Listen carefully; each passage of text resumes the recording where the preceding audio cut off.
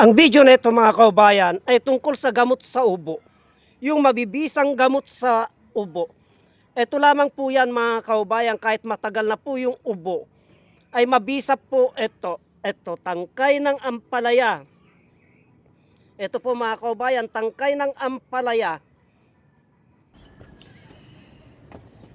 Tangkay ng oregano, mga kaubayan. Ampalaya, oregano. Tandaan po natin mga kaubayan ha. Ampalaya, oregano, at lagunde.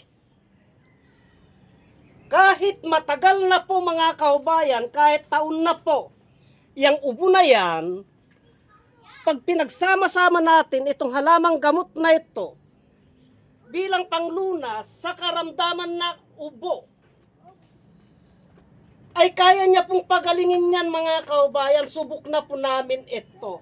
Kaya nga inimbento namin yung halamang gamot na pito-pito. Para sa mga ubo na taunan na po, alam naman po natin mga kaubayan na yung ubo na yan ay isa yan sa pinakamatigas, pinakamabagsik, pinakamakulit na karamdaman pag dumapo po yan sa isang tao.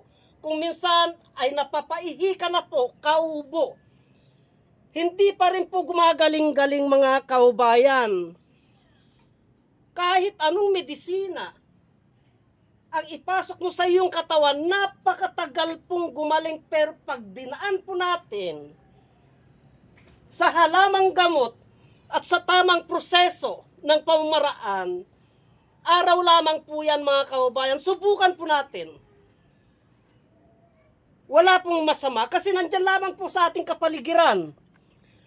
Yang mga halamang gamot na yan na panglunas sa karamdaman, tandaan po natin mga kaubayan, matagal ko na pong ipinalabas sa aking YouTube channel, sa Facebook, sa page, at saka sa TikTok, itong halamang gamot na ito para sa ubo. Tangkay ng ampalaya. Ito po ha. Tangkay ng ampalaya mga kaubayan. Oregano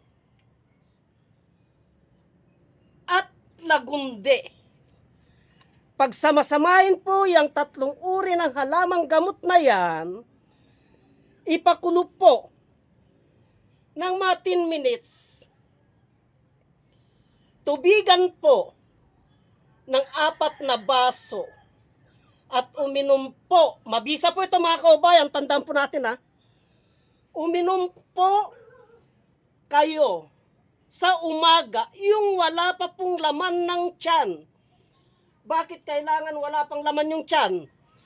Kasi pag pumasok po yan sa loob ng katawan natin, na wala pang laman yung tiyan natin, yan po ang unang gigilingin niya, unang ikakalat niya. At papasok po sa mga kalamnan, ugat natin. At yung plema, yung kati-kati sa ating lalamunan, yung plema na nakadikit sa ating likod, na hindi mabaklas-baklas mga kaubayan, pag pinasukan po ng pait ng ampalaya, at yung pait ng lagunde, at yung lasa ng oregano, yung spirit ng oregano, may kakayan po yan na baklasin. Yung nakakapit na ubo, na hindi matanggal-tanggal, yan po mga kaubayan, huwag po nating baliwalain ang kakayahan ng halamang gamot na ito. Itong oregano, lagunde, at tangkay ng ampalaya mga kaubayan. Pakishare naman po, pakilikes ang videos na ito para malaman din ng ating mga kaubayan ang kahalagaan ng halamang gamot na ito bilang panglunas sa karamdaman na ubo. Marami pong salamat.